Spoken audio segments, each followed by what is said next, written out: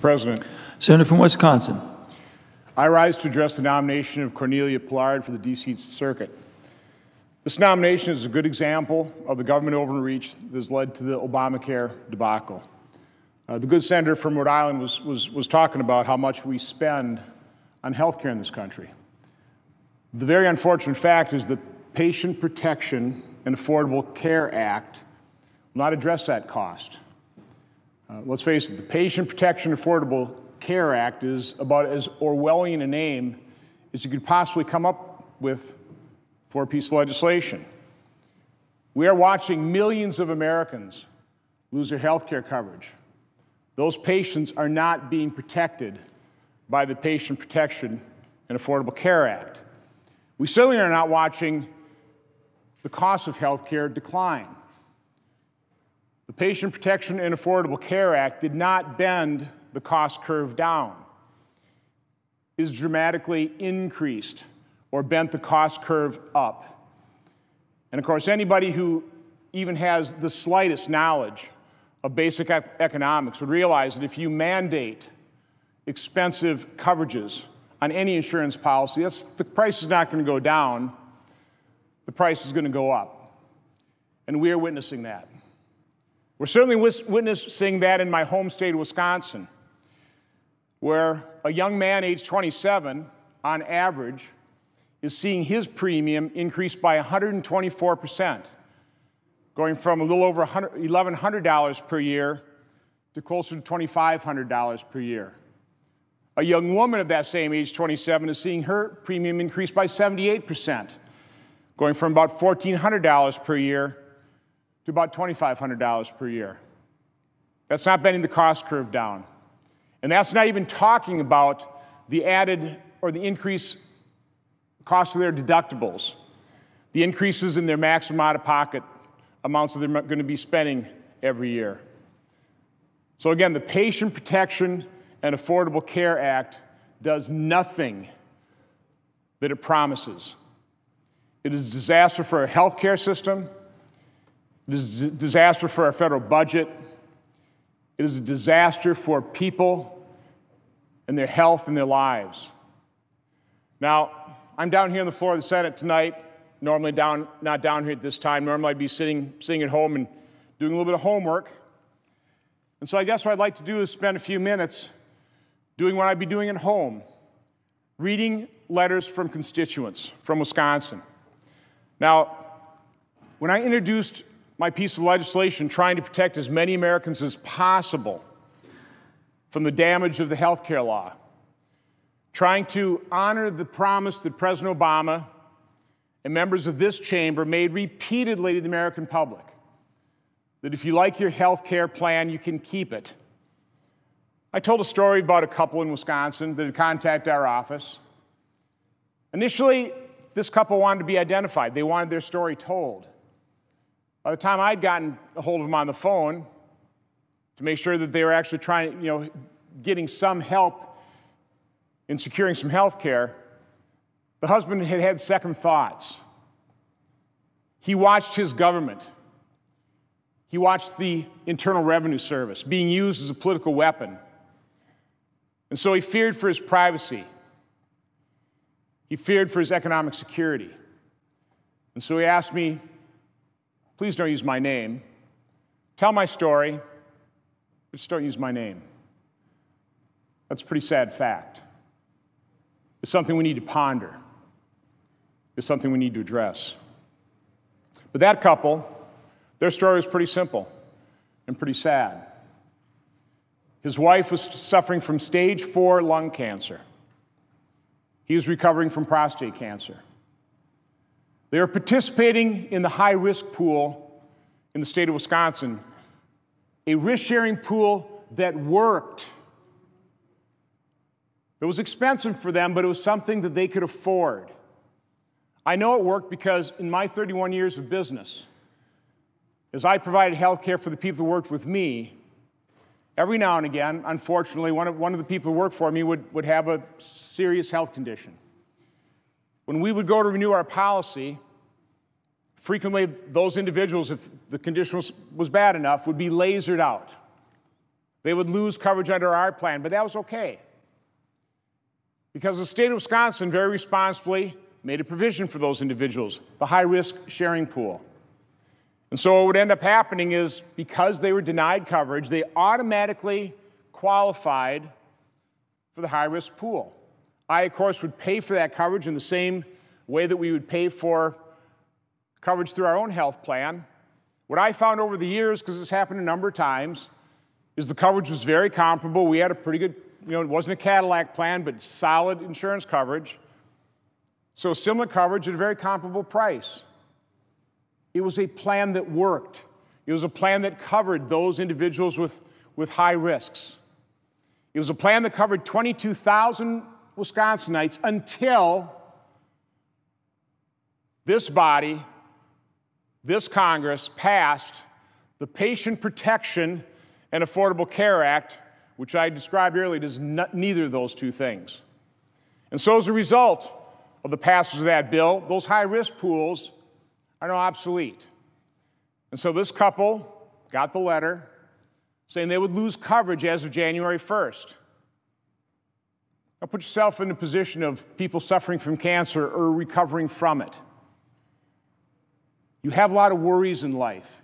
You did not need the additional worry of losing your health care plan, but that's what this couple faced. As millions of Americans are facing the exact same worry, the exact same harm, the exact same damage. It's unconscionable.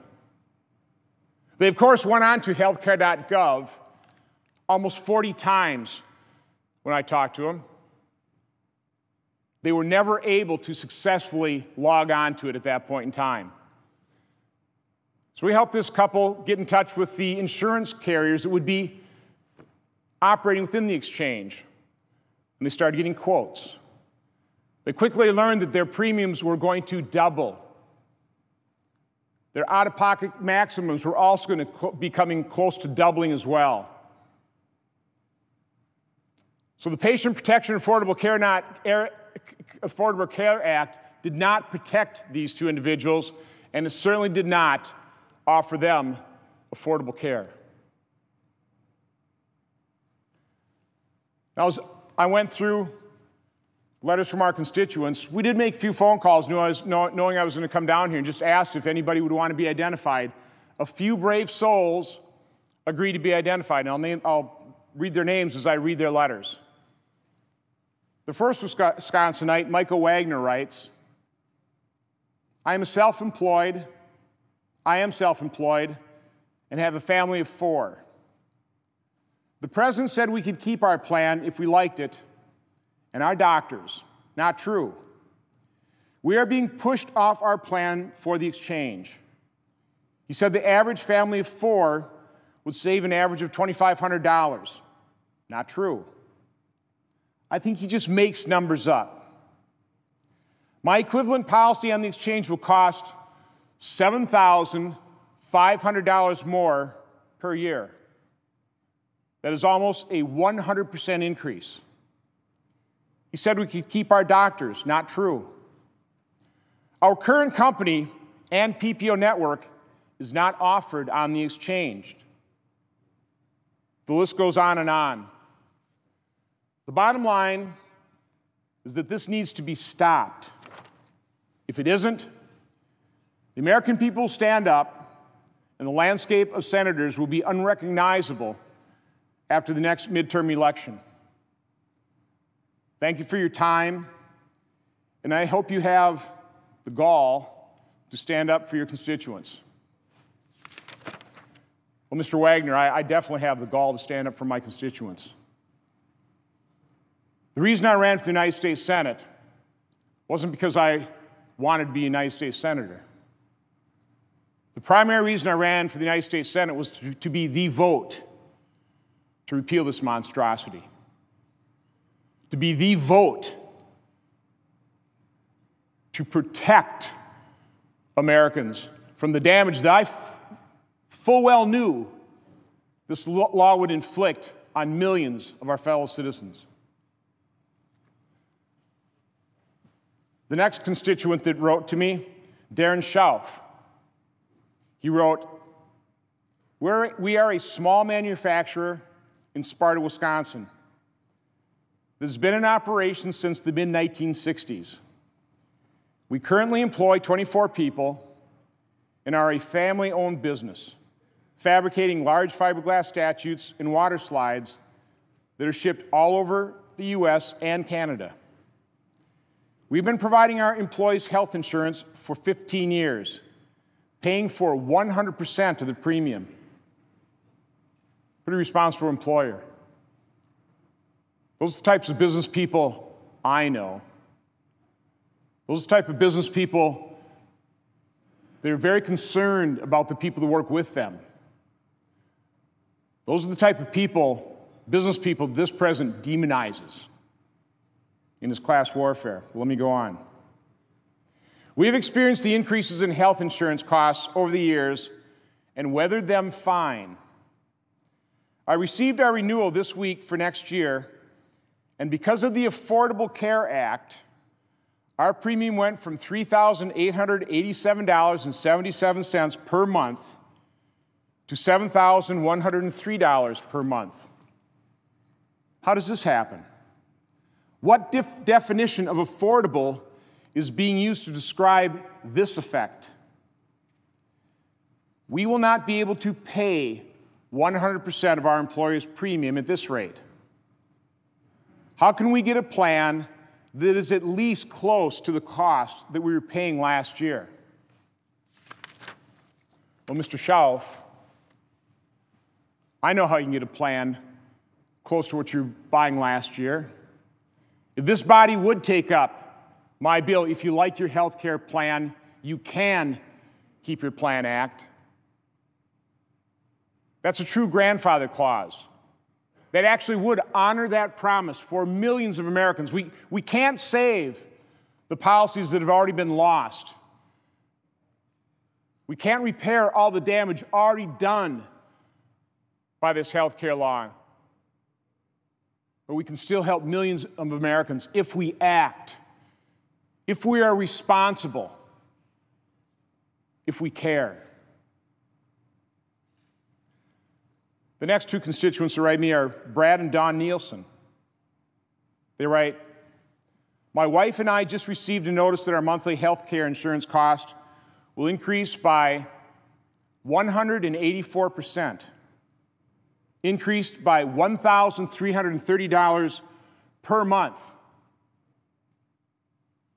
Starting in January 2015, and you need to understand how cheated we feel with this in what you have done." Now, I'm assuming he is referring to President Obama and Democrat senators and Democrat members of the House that voted for this monstrosity. Again, I ran to be the vote to repeal this law. We are both retired and have been paying our health care insurance for the past 3 years. We have what would be considered a good policy that falls in line with what would be considered a gold package as it relates to the ACA guidelines. We will be able to keep this policy with our insurance carrier through 2014 with a 7.5% increase in the monthly premium that is to cover the new affordable, and he puts in quotes, the Affordable Care Act cost. Although we were not happy about the increase, we were told by our carrier that the monthly premiums will increase to $2,054.61 per month starting January 2015. This is not right, and you, as our representative, need to understand what you have allowed to happen to us as well as others. Again, Mr. and Mrs. Nielsen, I wish we would have prevented this. I wish the members of this body would hear your plea and do something to protect you, as the bill claims to do, to repair the damage. We've worked hard, made sacrifices to be able to retire, saved through our company's retirement plan, invested when we could, and even put both of our kids through college. Now to be forced to pay an outrageous amount for something we have had for the last 3 years isn't right.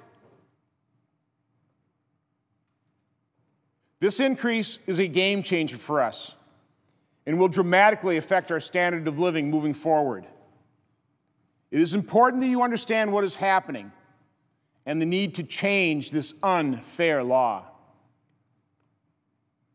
I hope the President, I hope members of Congress are listening. The next constituent, Jeff Kubinski, writes, I'm sending you this email about the 2014 Affordable Care Act. I just received my letter from Humana stating my insurance is going to increase nearly 300%, from $550 per month to $1,559 per month. I cannot afford this. How is this affordable care? I have carried insurance all of my life, being self-employed. What is this plan trying to put the self-employed out of business? I want to keep my plan the way it is. Why are we being forced to change a plan that has benefits, or change to a plan that has benefits we don't need? Please help us citizens that have been carrying health care. Please make government for the people, by the people again. Let me just quick answer that question. Why is this individual being forced to change to a plan that has benefits that he doesn't need? Well, I guess it's because there are people here in Washington, in this alternate universe, that believe they're so smart, they're so clever, they know what is best for every American. They're so compassionate. They're just trying to help. They're not helping much. This law is not helping much. It is doing real harm. President Obama, Democrat members of the Senate and of the House, please listen to these constituent letters. Have a change of heart. Work with us to limit the damage before it gets greater.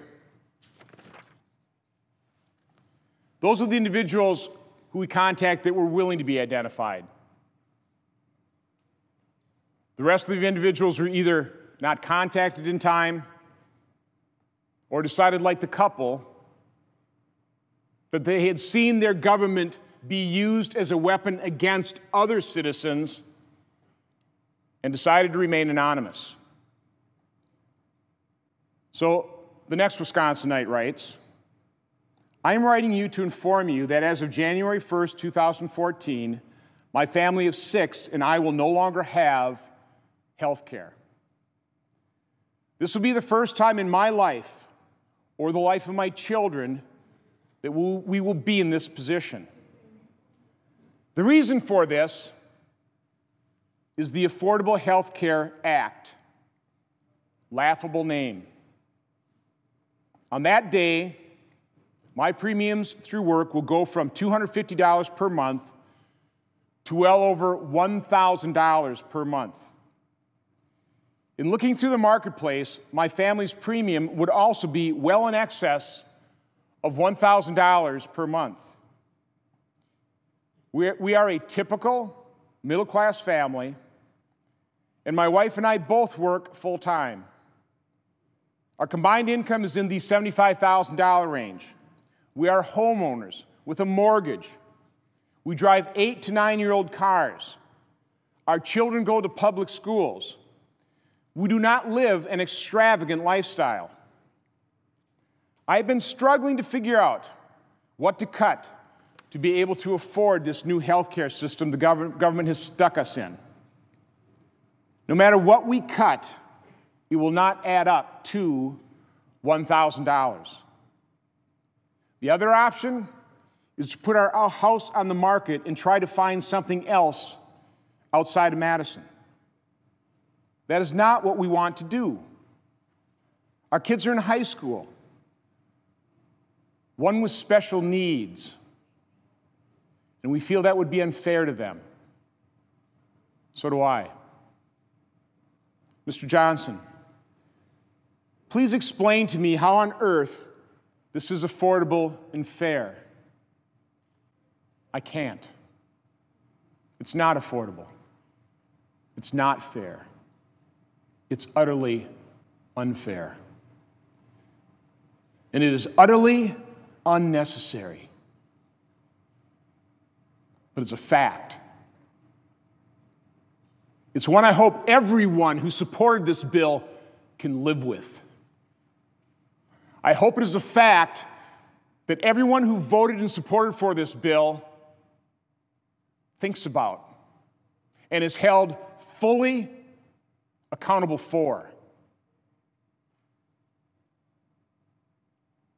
I find this Affordable Care Act to be divisive, unfair, and an unjust tax on the middle class. I will not vote for anyone that supported this act or continues to support this act, given the effect that it is having on my family. Sir, I am begging for your help. Please find a way to help my family and the rest of the Americans like us. Did you hear that? An American citizen begging for help from the harm that the Affordable Care Act, the Patient Protection and Affordable Care Act inflicted on his family, and he is begging this Congress, this chamber, this president for help. Please hear him.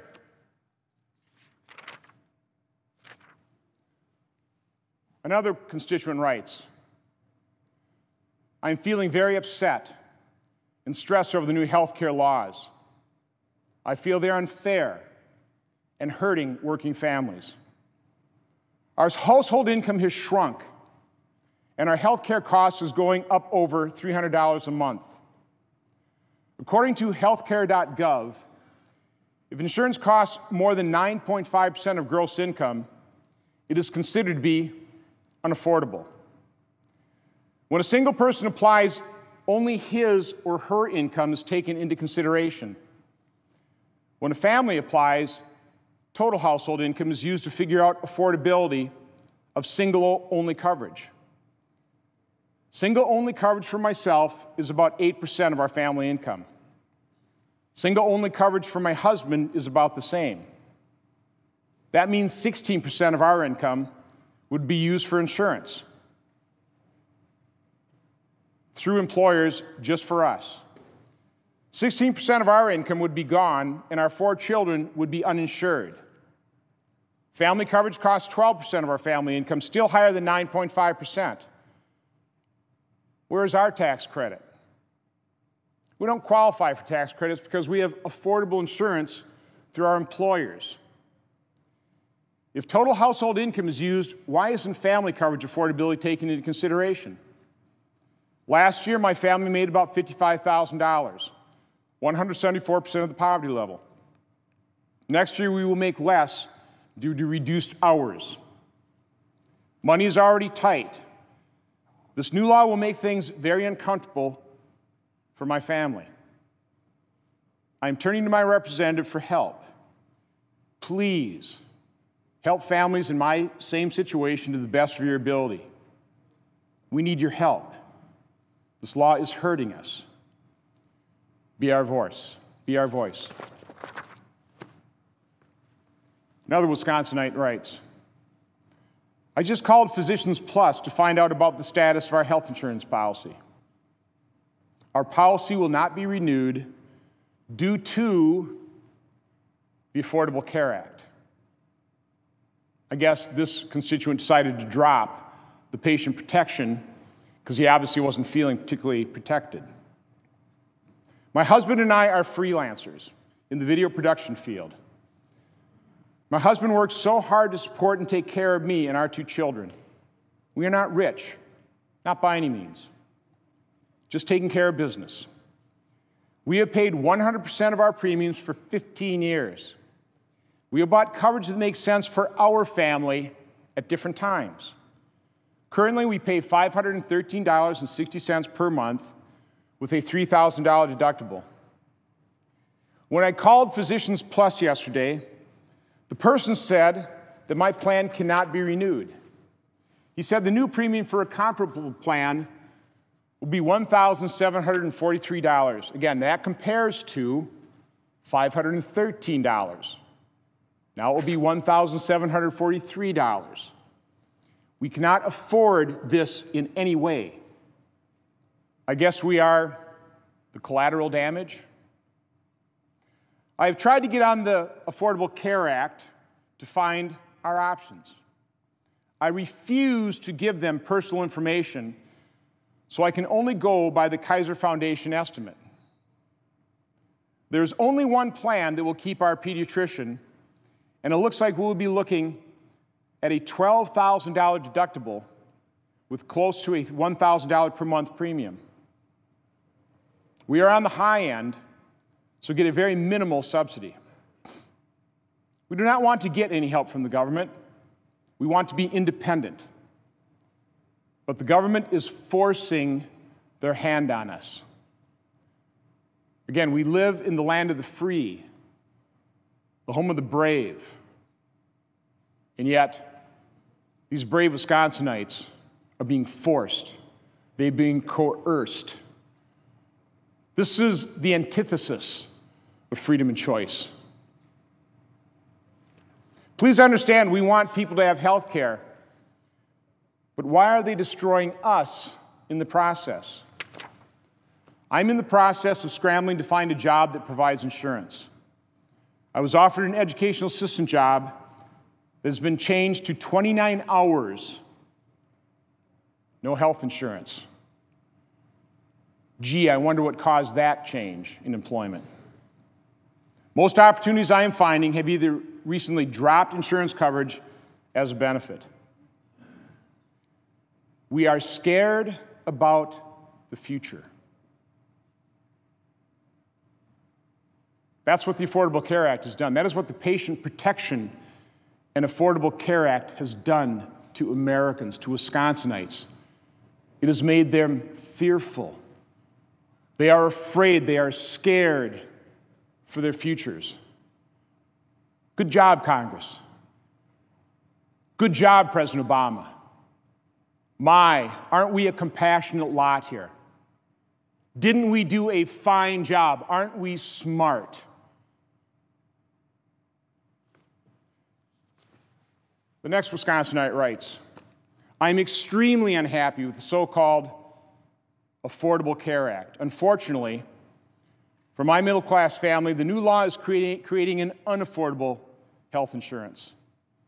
I'm a 35-year-old independent project management consultant, and my wife and I have 2 children. We currently purchase health insurance on the individual market and are very happy with our coverage. We currently pay $352 per month to cover our family of 4. The plan offers a copay of $35 when going to the doctor and has a $7,500 deductible for our family. I've begun researching what our health insurance premiums will cost going forward under Obamacare, and I'm outraged with what I've found. The cheapest policy I can find is $761.70, and let me refer back to the fact that they're paying $352, so that's more than a 100% increase.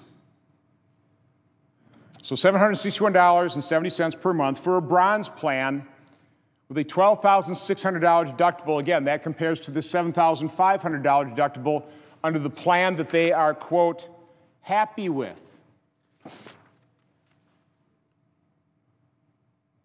This is 116% more than what we currently pay with a higher deductible.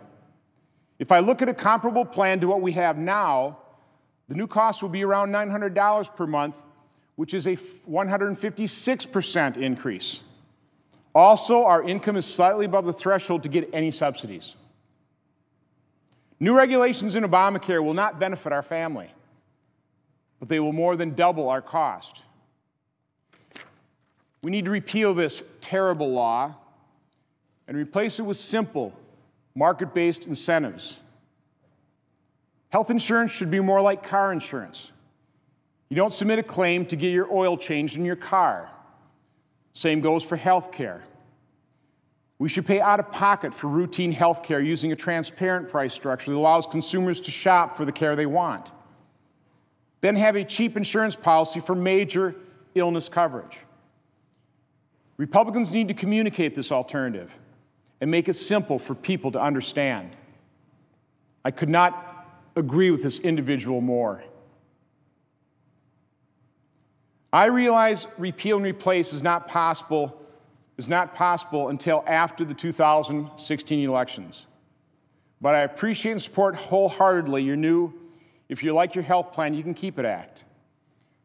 For the millions of people out there like me, we should be able to keep our current plan indefinitely.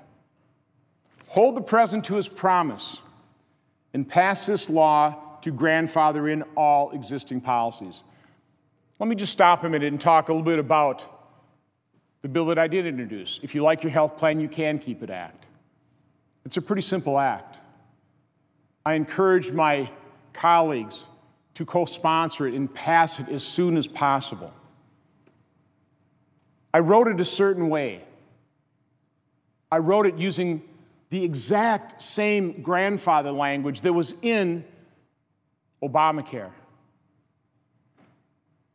The problem with the grandfather language within the Patient Protection and Affordable Care Act is that, yeah, it grandfathered plans as long as you totally changed them.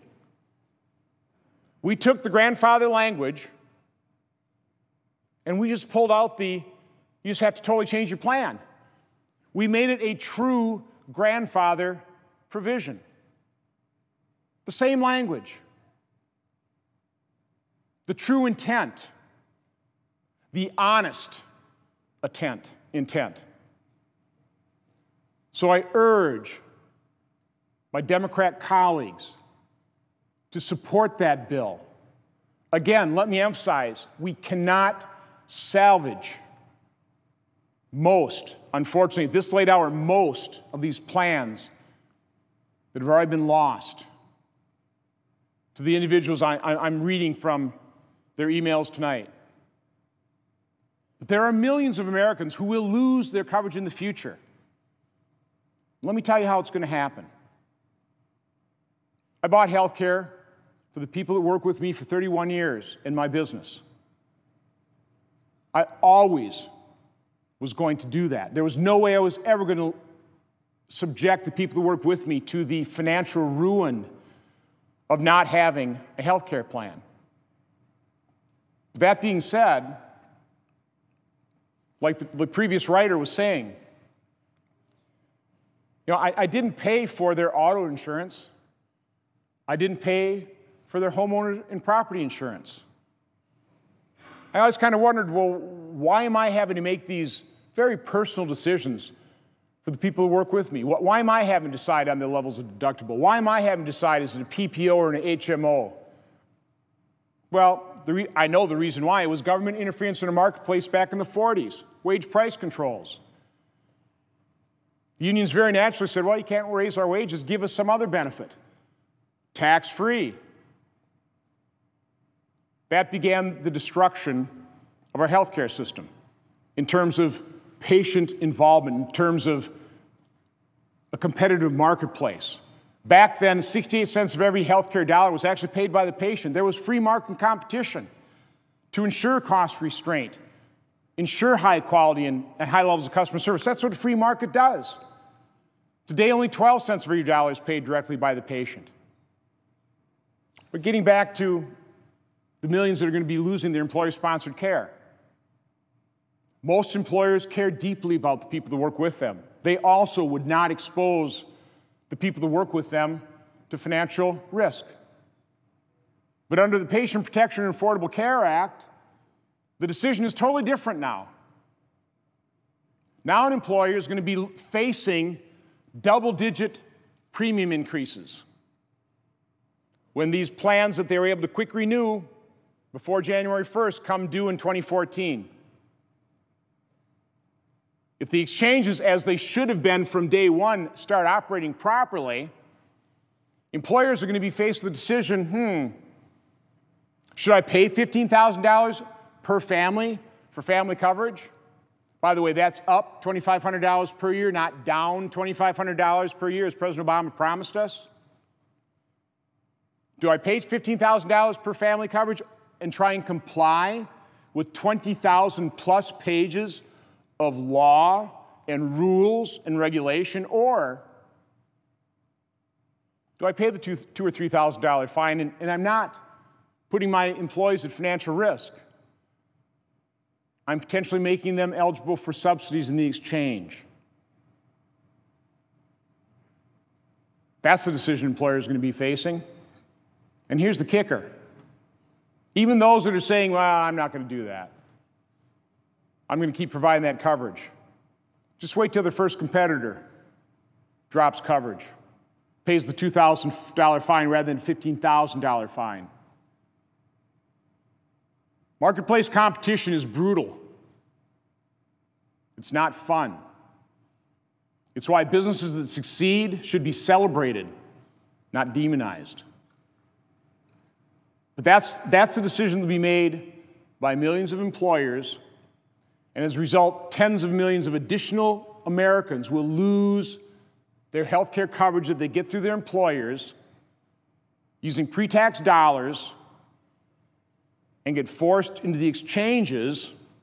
Maybe some will get subsidies paid for by the American taxpayer, actually paid for a debt burden placed on the backs of our children and grandchildren because we can't afford the Affordable Care Act. That's what's really going to happen. That's what this chamber, this Congress, this president needs to consider.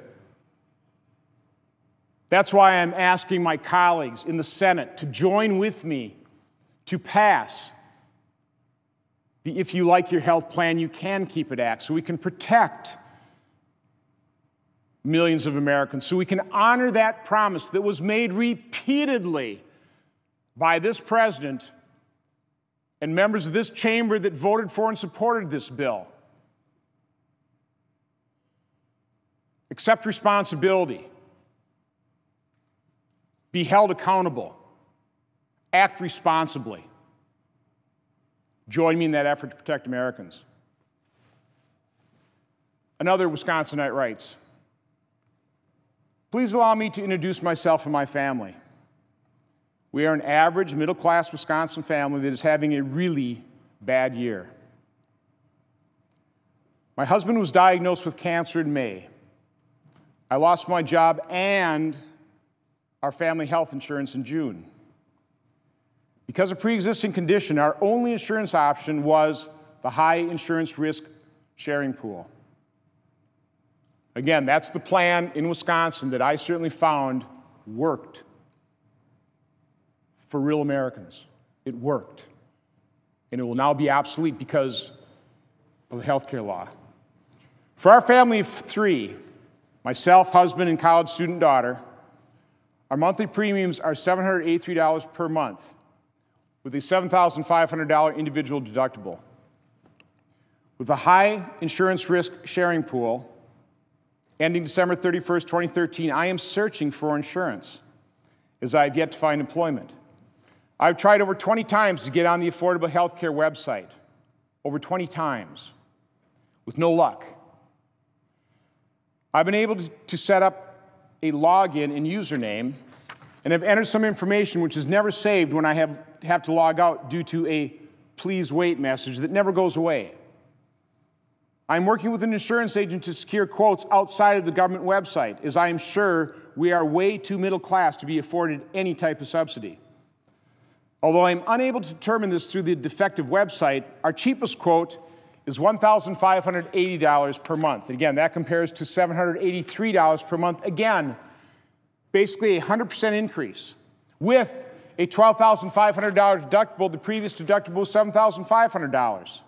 Therefore, the Affordable Care Act will cost my family over $9,500 more per year in premiums, and our total deductibles to meet will increase to $37,500 from $22,500 for the family. The total effect is $24,500 additionally in 2014. Are we seriously supposed to be able to absorb this into our budget? What does our family do in this situation? We simply cannot afford $1,580 per month for insurance or $24,500 per year. What are our options? My husband will undergo chemotherapy and has a surgery scheduled for 2014. I am feverishly. Did you hear that word? Feverishly. Looking for employment with health insurance coverage. I'm sure we are not the only family adversely affected by the law. Please provide answers for all of us. I look forward to hearing from you. Again, my plea is please provide true protection. Please provide security. Please accept the responsibility of what this law, what your support for this law did and is doing to millions of Wisconsinites, to millions of Americans. It is simply immoral what this law is doing to people, to their lives. It's not going to be pretty what this law is going to do to our health care system. It will lower quality. It will produce rationing, because the only way the government can afford to provide all this access is actually by limiting access. And of course, we're already seeing a very limited number of doctors that are actually accepting these contracts from the networks. They're providing the exchange,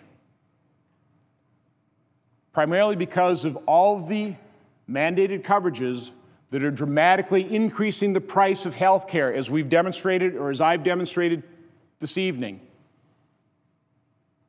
in these emails and these letters that we are receiving from real people, from people that are suffering because of the Patient Protection and Affordable Care Act. Mr. President, I yield the floor.